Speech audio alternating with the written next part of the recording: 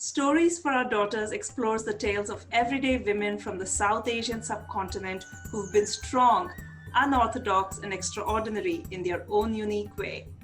Be it for the bars they've raised, the battles they've survived, the ceilings they've shattered, or the courage they've inspired. These are women we encounter in our daily lives who, like so many of us, straddled multiple geographies, distinct systems, and diverse cultures. And their compelling journeys are presented in their very own words. I'm Madhuri Baldwa Bhat, and this is Stories for Our Daughters.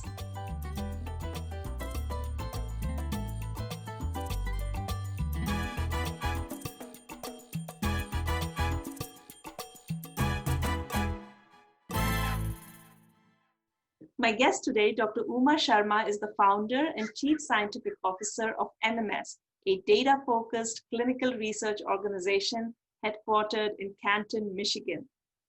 What Uma started as a one-person consultancy over a decade ago has now grown into a global company with 650 employees across 4 continents, supporting 10 new drug applications annually. When COVID hit the US earlier this year, MMS announced a $1 million award for pharma companies working on the vaccine. Earlier in her career, Uma was a clinical leader at Parke-Davis and Pfizer, where she managed large phase 3 trials, including the development of Lyrica for neuropathic pain and fibromyalgia. Uma has a Ph.D. in Pharmacology from Wayne State University and the University of Michigan. A sought-after speaker, a gourmet cook, designer, and blogger, Uma lives in West Bloomfield, Michigan, with her husband Madan, a successful serial entrepreneur himself, and their twin sons, Vishal and Vivek.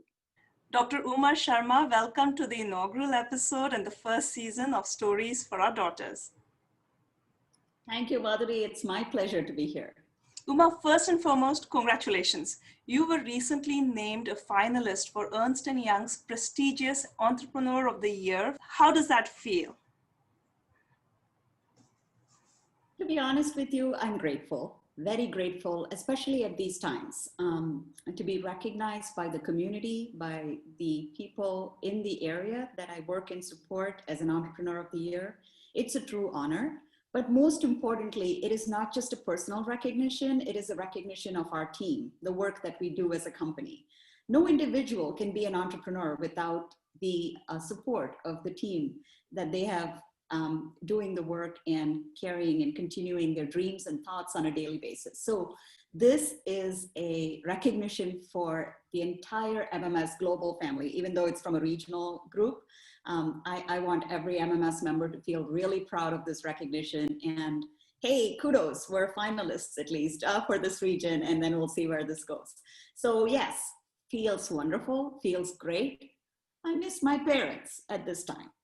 My dad and my mom would have been on cloud 9 to hear this. I lost my dad many years ago and my mom most recently during the COVID time. So I truly, truly miss them at this special time. Uma, they are watching down from the heavens on you and blessing you as you go along. Uma, earlier this year, you and MMS announced a $1 million award to pharma companies developing the COVID vaccine. Tell us about it. You know, we at MMS take our corporate and social responsibilities very, very seriously. So we thought, what can we do? At these times, of course, the big powerhouses within the pharma industry are more than capable of supporting their work in this field. But what we need is we need for the small researchers, we need for the labs, we need for people with ideas to be able to bring their product forward. As you know, in drug development, oftentimes the barrier to moving a compound from phase 1 to phase 2 to actually eventual approval is money. And when you have all the time in the world to get your product to market, and when I say all your time in the world, it doesn't mean a long, long time, but you're not under the pressure of a pandemic. Here, lives are being lost every day. As a data CRO, we are involved in the data. So we cannot accelerate the speed of the clinical trials, but what we could do is provide funding for all of the work that is needed in terms of financial support, more importantly, in terms of our data support. So that's why we announced a $1 million grant. And I'm very proud to say that several companies have taken advantage of it. Some are in the public domain, some are not, by their choice, but we are able to spread our expertise in the data space via this grant and allow people to bring different modalities of treatment forward, whether they're vaccines, whether they're antibodies, or whether they're therapeutic alternatives to alleviate some of the symptoms. We're able to take it forward. So let's hope the small contribution that MMS made to this pandemic brings some help in this area, and we all have a vaccine soon. Yes, good luck to all of us. And what does MMS stand for? What does MMS stand for? So MMS was, when I first left Parke-Davis or Pfizer, I just wanted to do nothing, Madhuri. Just wanted to stay home and be with the kids. My boys were little at that time. And you know how the grass is always greener on the other side? I thought it would be fantastic to be a full-time mom. That lasted about 30 days. So I had the opportunity to actually do due diligence at a company in Bangalore for one of the larger CROs, and they needed to get a confidentiality agreement and everything else in place with me. And I said, okay. So I started my little company called MMS, which stands for Managed Medical Solutions. And that's how MMS started. Oh, that's so cute. So Uma, you've mentioned around 14 years ago when you're a relatively new mom and you're, preferring that, hey, let me just stay home with the kids, because your kids are twin boys. They're 3-year-olds who are bursting with energy. And at the same time, you're also supporting the super busy schedule of your husband, Madan, who himself is a, very successful, super busy entrepreneur. You're also building your new home.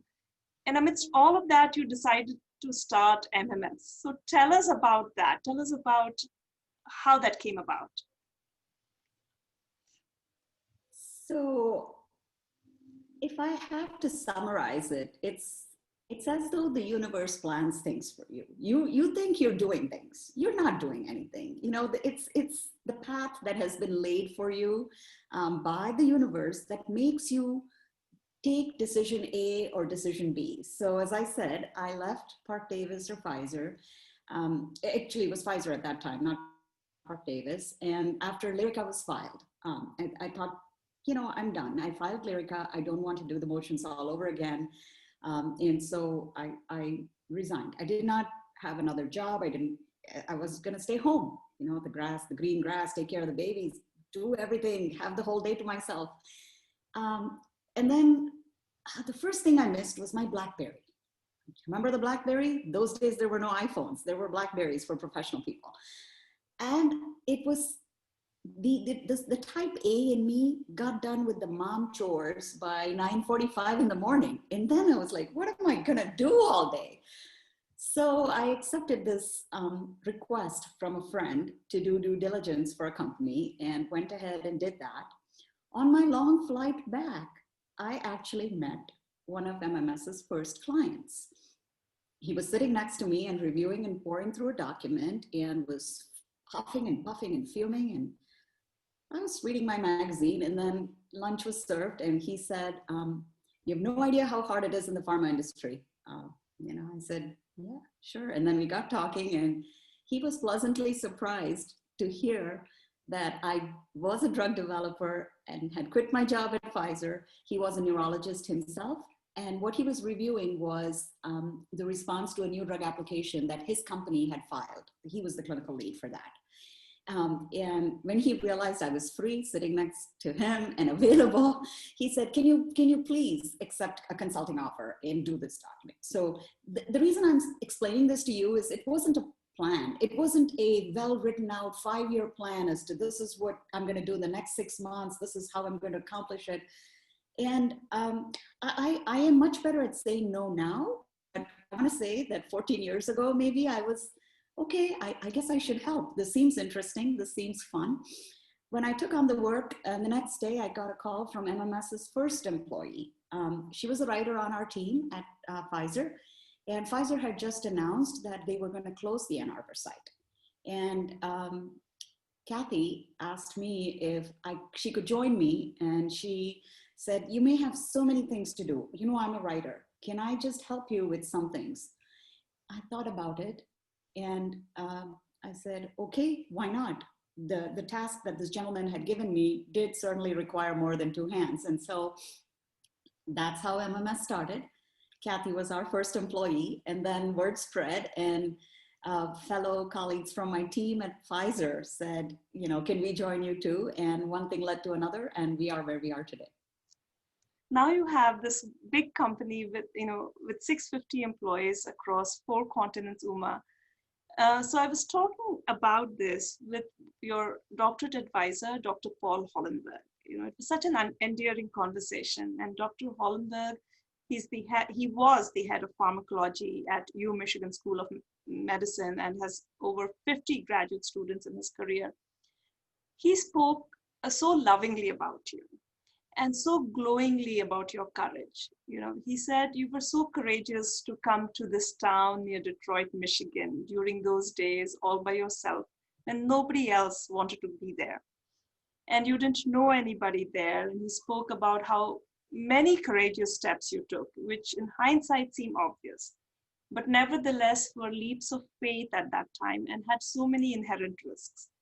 Like changing your Ph.D. advisors and topics, moving from the pharmac to the clinical trial operations, after joining a small CRO and so on. So can you briefly take us through this journey, Uma, of this young girl from Thane, Maharashtra, who became a clinical leader of Lyrica, a multi-million blockbuster drug for Pfizer? So why don't you take us through that? Okay, so where should I begin?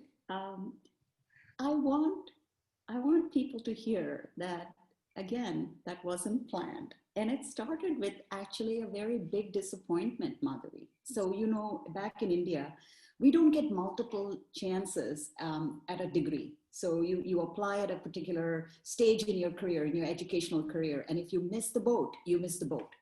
So I was the valedictorian of my school. I taught the school and successfully was looking forward to going into a career in medicine.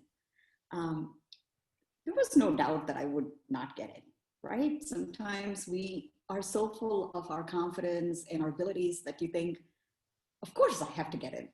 Well, guess what? Grade 12 came by and I scored 92.8. The cutoff that year for medical schools in state, so in Bombay, and I'm sorry, I call it Bombay, it's always Bombay to me, was 93. I was like, 0.2%, come on, somebody drop off, let me move up that wait list. Didn't happen. I guess today, you would have easily gone out of state, you would have done, but back then that wasn't an option. So the next best option was pharmacy. So I want you to understand that it wasn't like I had all these plans of becoming a clinical leader or a clinical scientist. I took pharmacy. I enjoyed the closest thing in pharmacy that was to medicine, which is pharmacology. Pharmacology is both pharmacodynamics and pharmacokinetics, so the effect of drugs on your body and what your body does to the drugs, the various diseases. So pharmacology was my second best alternative to not being able to do medicine. And in my final year, I applied everywhere. Back then, it's not like the Common App that my kids are doing today, where you just put it in one and it goes to 15. No, you apply to each one of these places that you want to pursue a PhD for. You actually hand type your applications. There's no email. You make packages, you send them. And what interested me about Wayne State was a brochure that I found at the United States Council of Information Services. This is a brick and mortar building that has catalogs and brochures. And I went there and I found the brochure for Wayne State when I was looking through universities. And there was a professor who was doing research on anorexia and bulimia. And those were issues that were of personal interest to me because it affected a lot of women and there was not a lot of work done in that. Thrilled to bits, I wrote my statement, I got in, my admission came on a hardline phone call to home. And I was really excited to come. A lot of people were apprehensive, my parents included.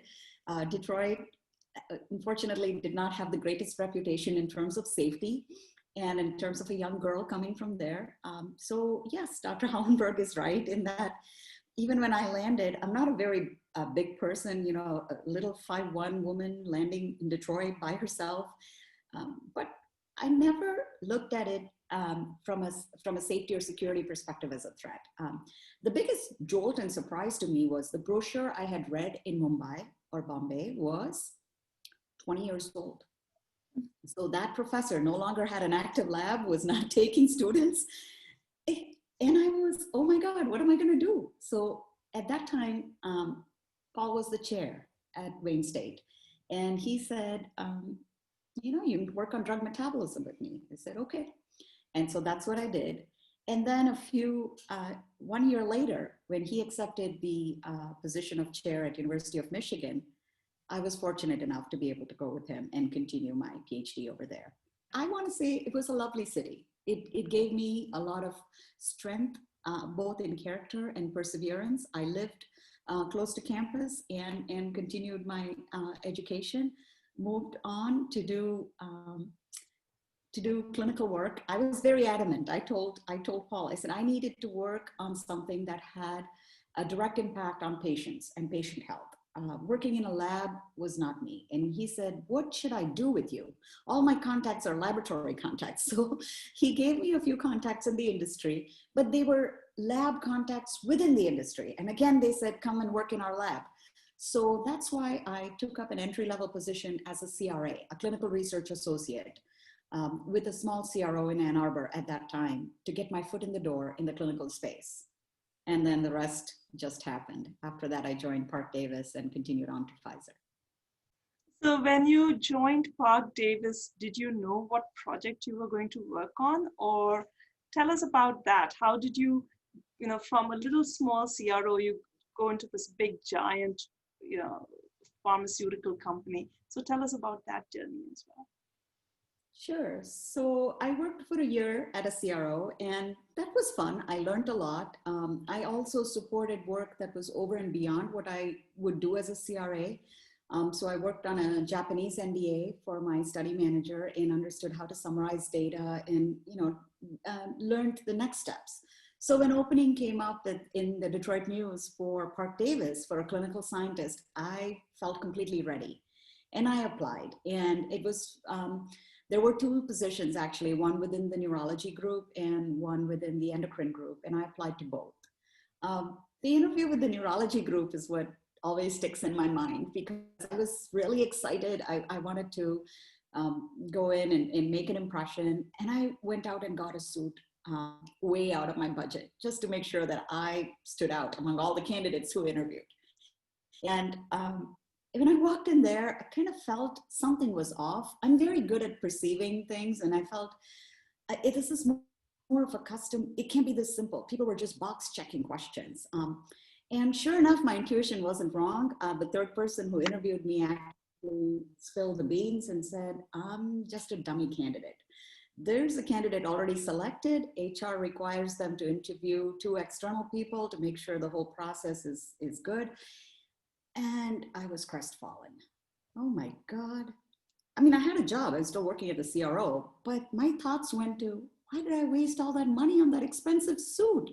Why did I go out and get whatever? And as I was sitting there wrapping up that interview, my supervisor who hired me and who I worked for the longest time at Parke-Davis and Pfizer, Mike Poole, popped his head in and said, oh, here's an interview candidate for the clinical scientist position. Well, I just have a position too.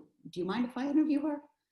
And in my mind, I'm thinking, great, I'm the dummy for the whole company right now. So, you know, I'm just going to go office to office and make sure I check out everybody's boxes in terms of the external candidate.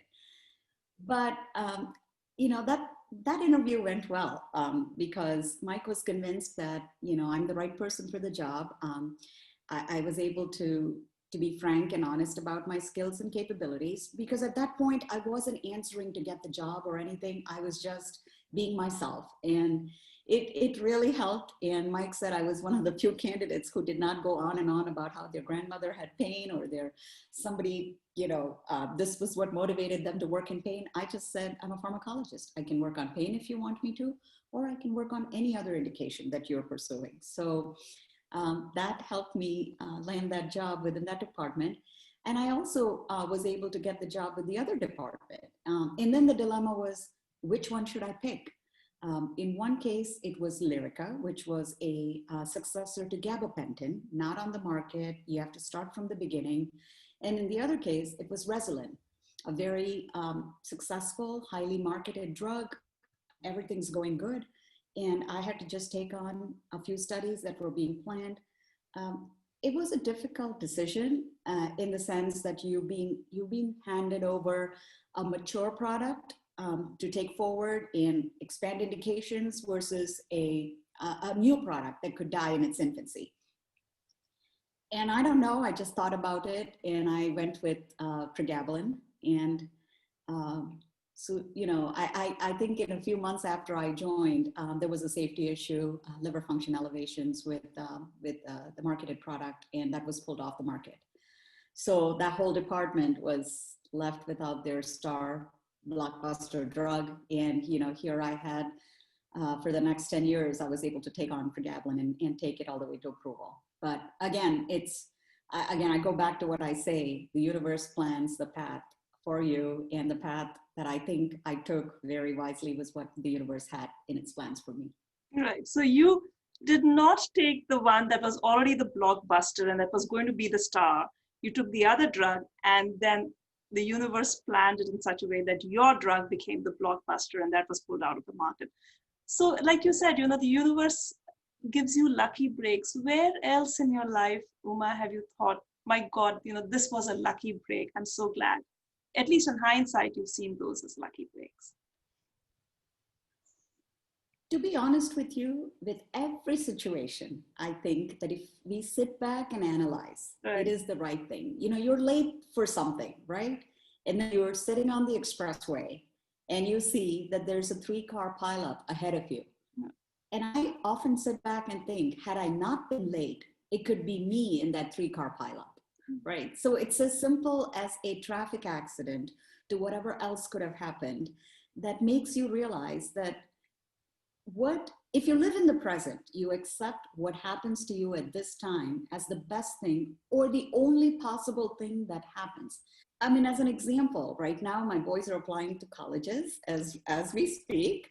And rather than think, if they went here, they would do this and they would do that, I have just said, and you will agree, they will find their paths and they will do well, no matter where they go or what they choose to do. Mm-hmm. It is easier said. Don't get me wrong. I am one of those moms who gives them a hard time on, where's your essay? Why haven't you started?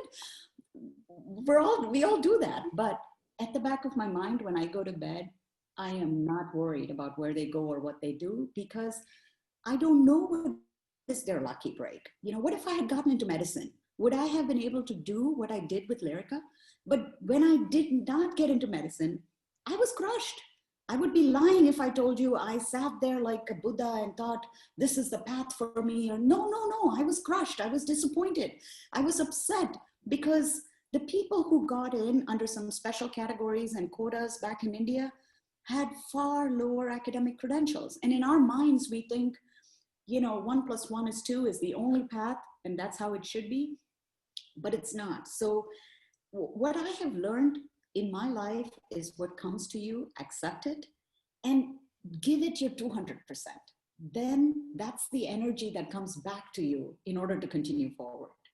Right.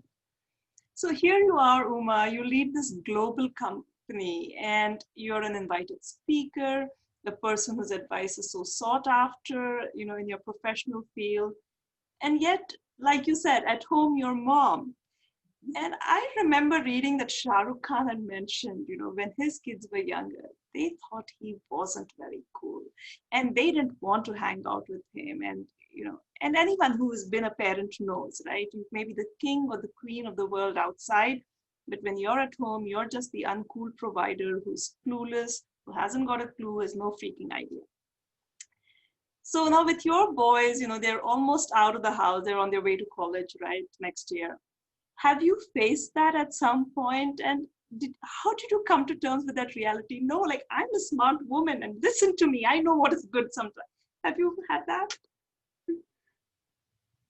I did face that, and I do face that. I mean, my children are born and raised here, which is a lot different than, my upbringing in India, and the social norms, the cultural norms.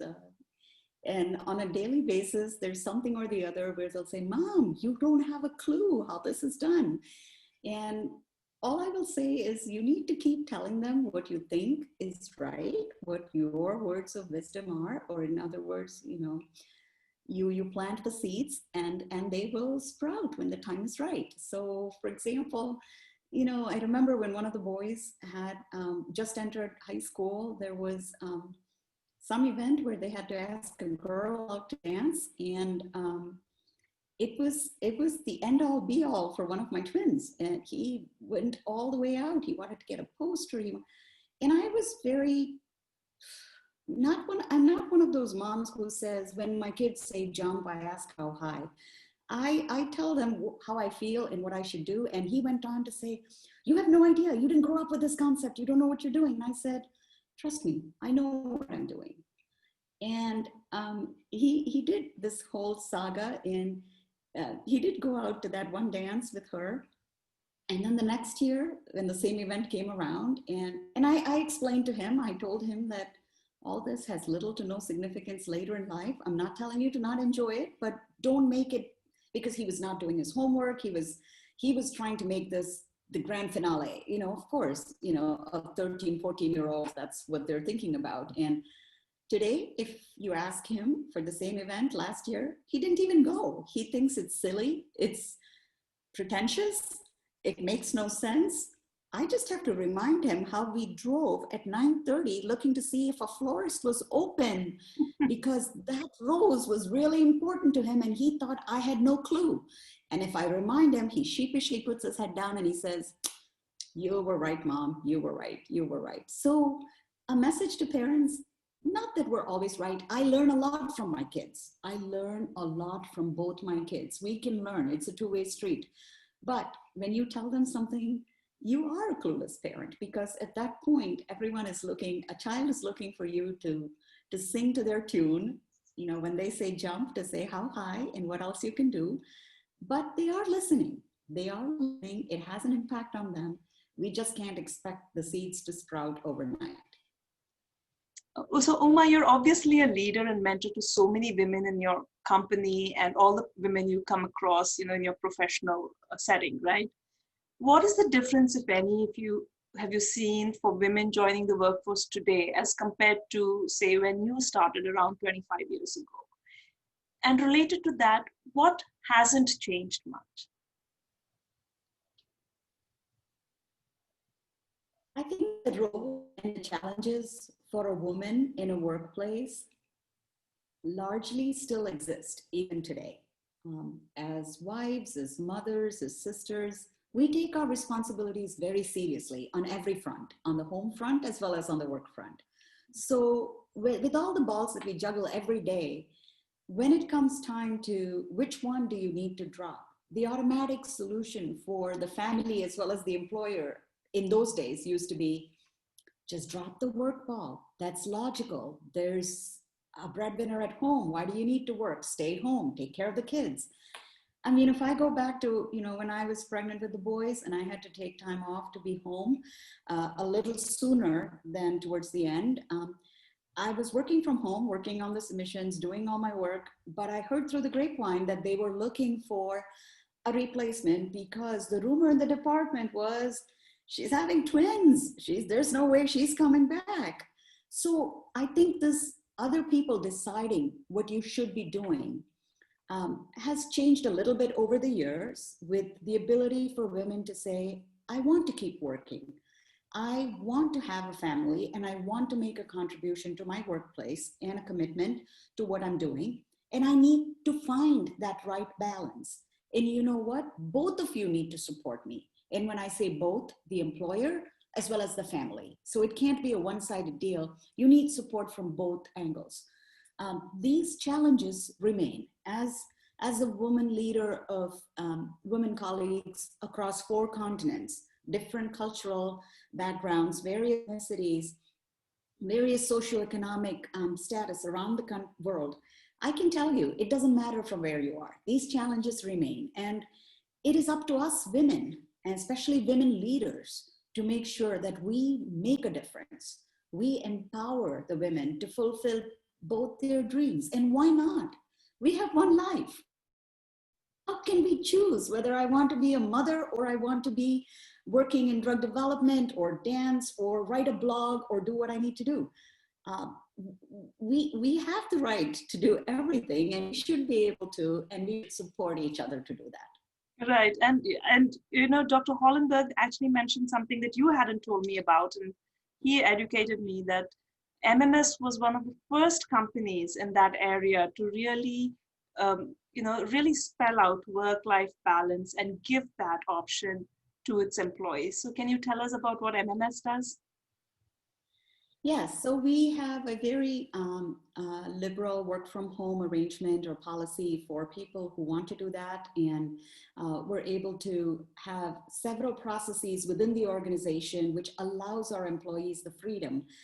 These are proprietary processes that we have where it's not necessarily work share on a long-term basis, but on a daily immediate basis. So for example, you could be working for a client and expecting some deliverables today, but it could also be the day where your 2-year-old has spiked a fever. And you know, you really didn't, neither of, and then your client deliverables came early in the morning, are due 2 days earlier, and guess what? The fever is not going down. So how do you balance these two things? So we have systems and processes in place within the organization which don't make you feel guilty for doing that. You know, otherwise it's always a, I'm sick, do I need to take my sick time, paid time off, or how you manage that. Secondly, we work with our colleagues on a one-on-one basis because these things cannot be globally harmonized in an HR policy.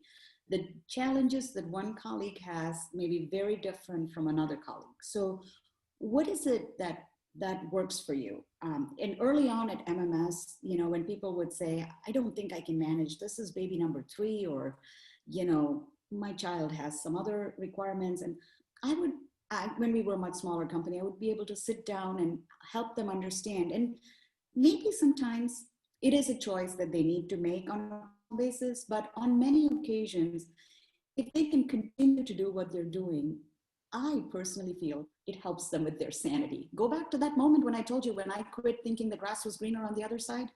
You know, I had the opportunity to come back. I want to make sure every woman has that opportunity. And sometimes when you make that hard jump from working to not working, it takes you a long time to break that barrier and come back.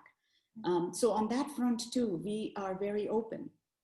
When we interview candidates, we don't necessarily penalize people with a break in their career for when they have taken time off. It's something we understand. It's something that happens. We work with people to see how best can things be fit into your schedule. And what this has resulted in for us is a win-win situation.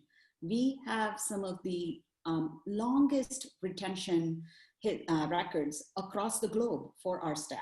It's a family. Would you tell a member of your family you're no longer a part of us because something has come up and now you can't do the requirements we set up when you started?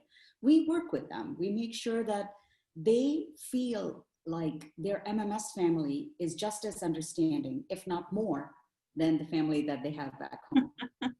And you said you're across 4 continents. What continents are these? What countries are these, Uma? So Europe, we have several colleagues in Europe. So London, as well as various European countries, France, Spain, etc. And then India, largest base. We have offices in Bangalore and Hyderabad, but we have colleagues in several parts of India. And then our newest family extension about 4.5, 5 years ago is South Africa. So Bloemfontein, South Africa. That's where we have a lot of colleagues. And then the final one is the US. So Canton is our headquarters. We have a large presence in North Carolina and also on the West Coast in California. Oh, lovely. I'm going to take you to a different topic, Uma. You know, the head of Biocon, which is a global biotech leader again.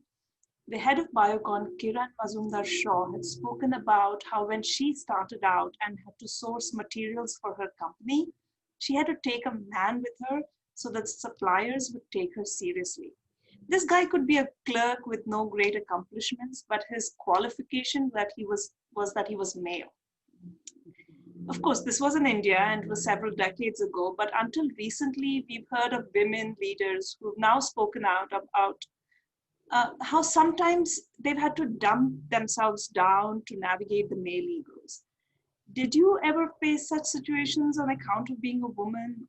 Or conversely, were there instances that you were not taken seriously enough because you were a brown woman with an accent as you were rising in your career?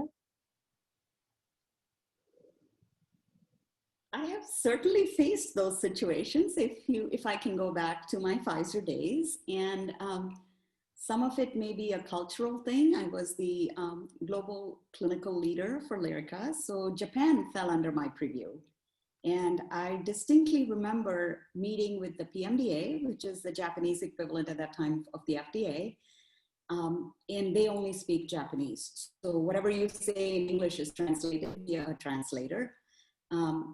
But even in that setting, when they would ask a technical question, and I had, my male counterparts along with me, senior, junior, it didn't matter, male.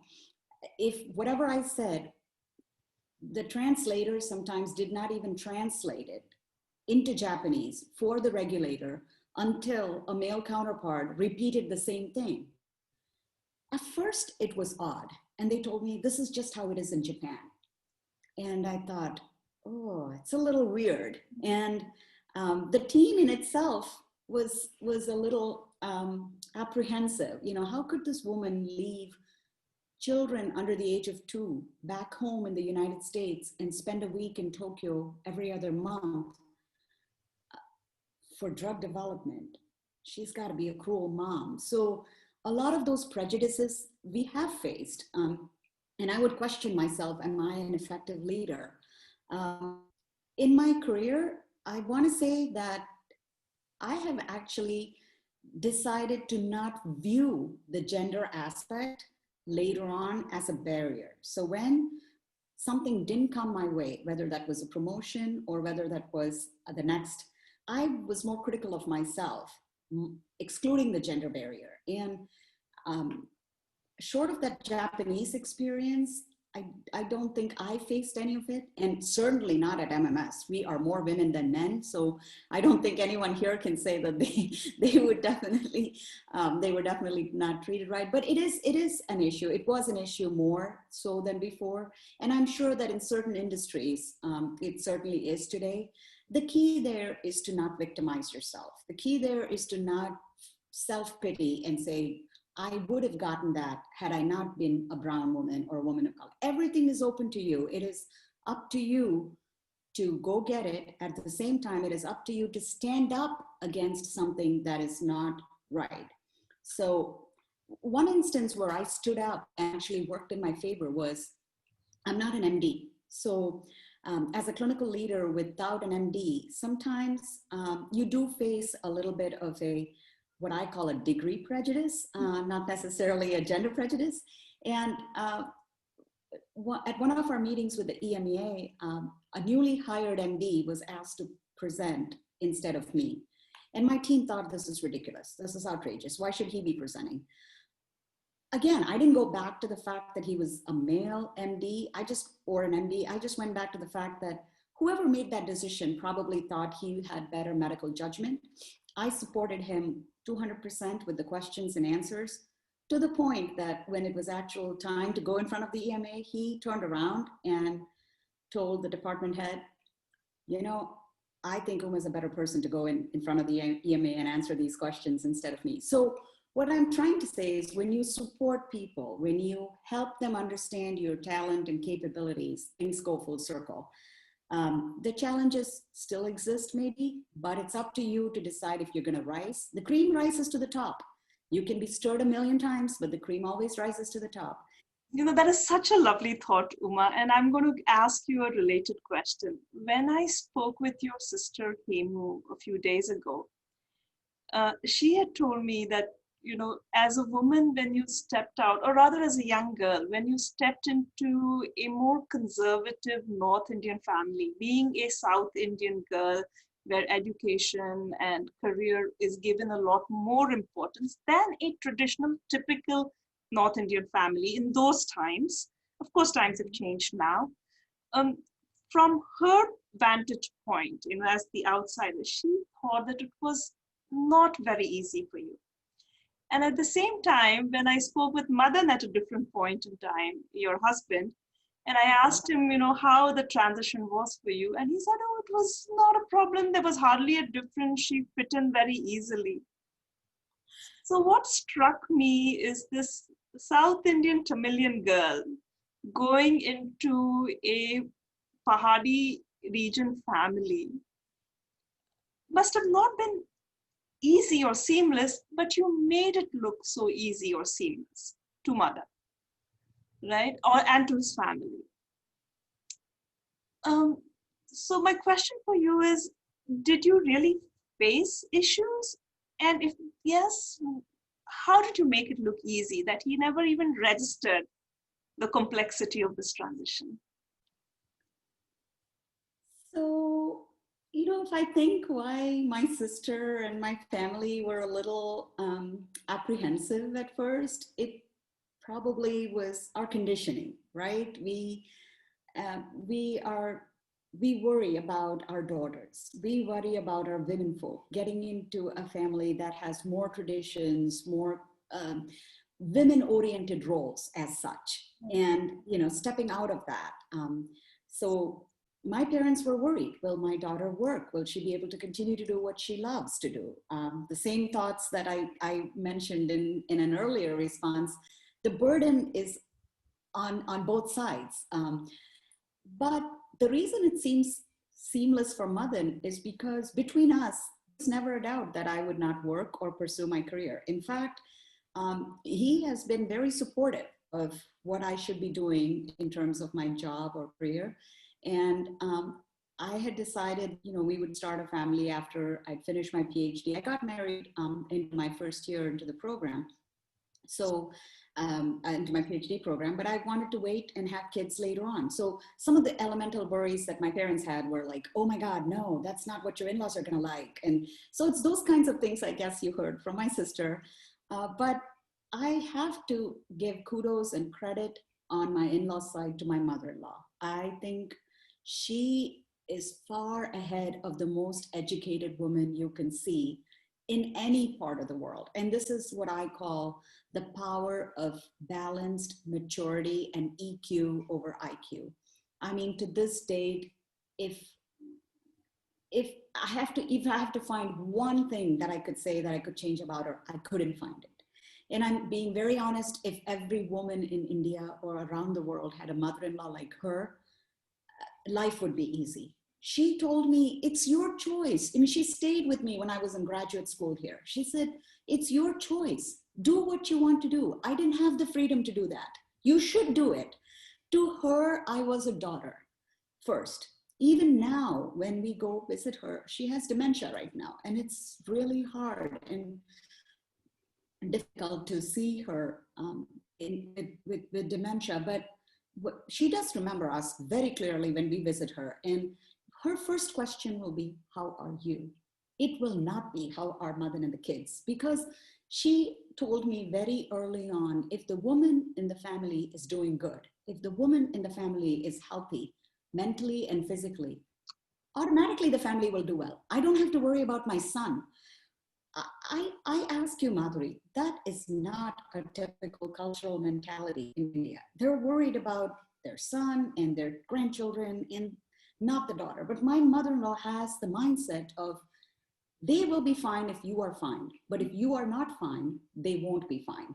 So I think from Madan's perspective, the reason he sees things as being good was because I chose not to make mountains of the molehill thoughts that are partly because of our conditioned mindset.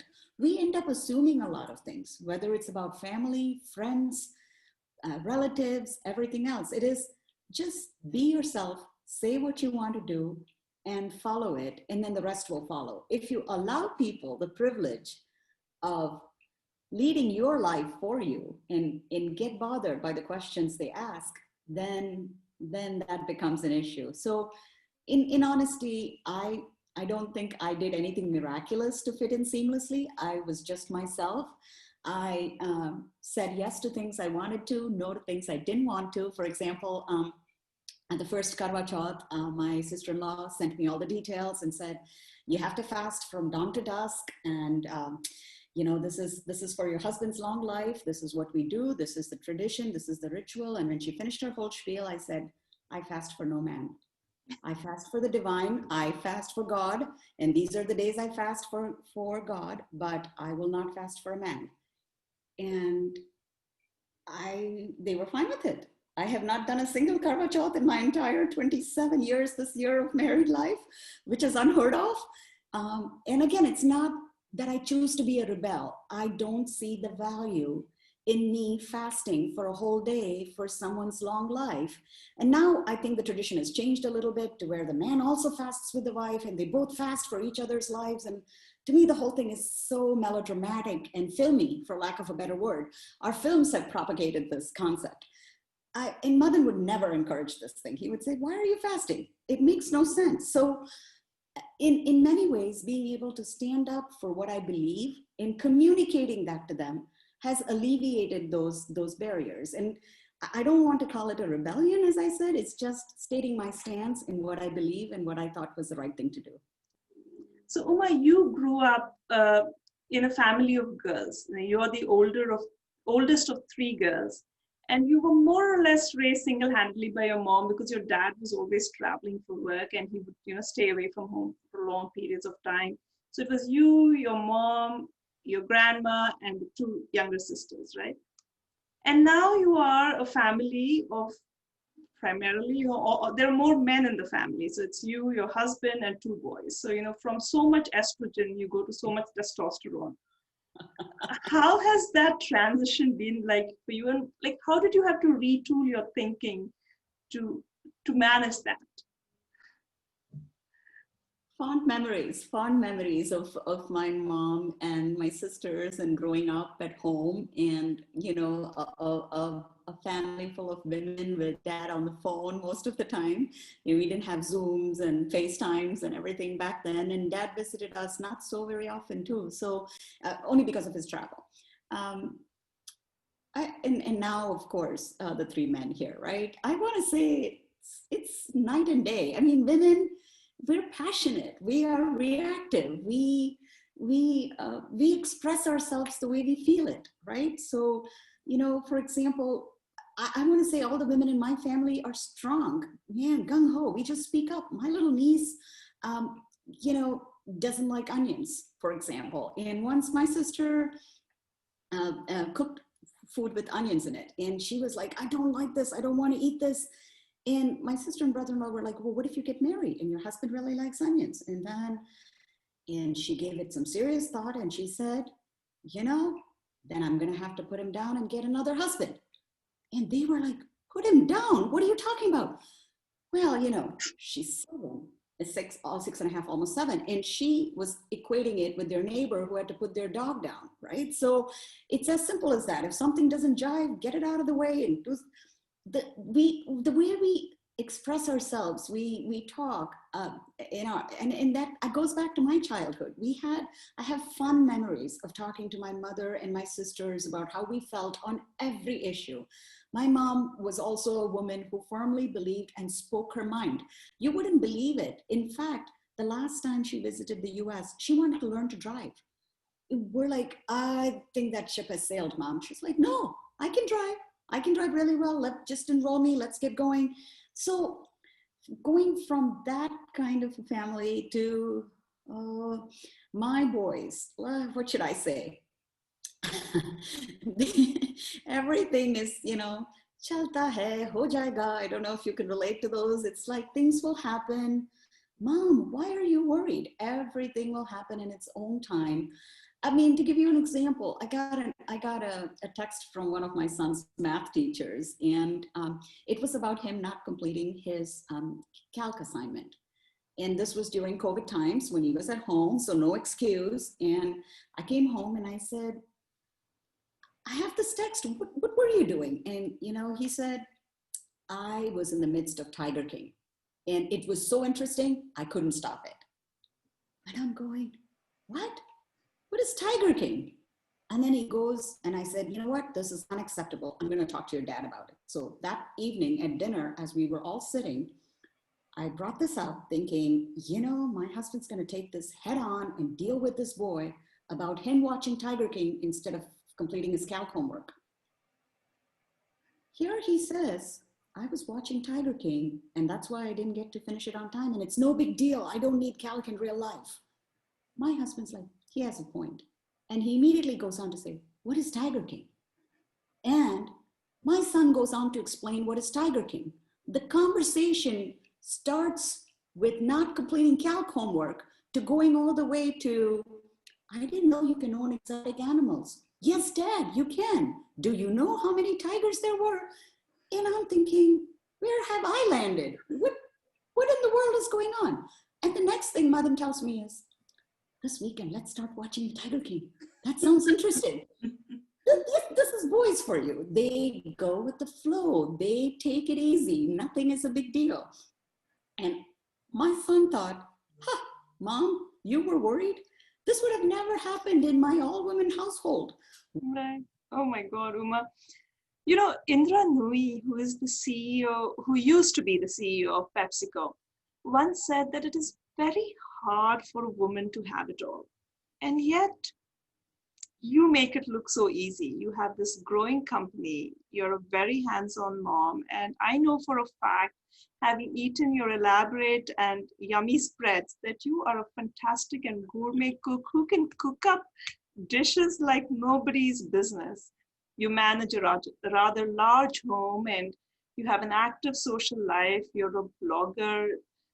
How do you manage it? What is your secret? And how many hours do you have during your day that we don't have? You're flattering me. I'm flattered. Thank you. Thank you. I have the same 24 hours as all of you do. I'm just wired to be an energizer bunny, I guess. I have a list in my head that never ends. And it's a mixture of everything, whether it is a response to an email or, in fact, when I was waiting for your call, I was actually formatting my son's CV. And when he came by and he said, Mom, has your call started? I said, no. And he came in and took a peek to see whether the call has started. He said, what are you doing with my CV? I said, well, it's going to start in 15 minutes. So let me use that time. And the other one actually makes a joke saying that, when it's time for everything to be done, you'll actually make sure that the gravesite is complete and you'll go lay in there saying, it's about a day in which I have to pass away. So I think if I have to say one thing is I am an ultimate planner, Madhuri. It is something that I have always done and been as a person. It is what defines me. So I'm constantly thinking. If I'm driving to work, I'm thinking about the day, thinking about the evening, thinking about what else to do. Most importantly, when I do something, I ensure I finish it. Nothing is an excuse for another, and no one is to blame. That has been my mantra. If something didn't happen, it's because I didn't do it. And it's not because someone didn't do something, so I didn't do it. And this is my pet peeve with my children, because as you know, teens of today they can blame everything from the slow internet to a late class to everything. It's like, no, what you did at the end of the day is yours to do. Cooking is my way of relaxing and unwinding. I absolutely love to cook.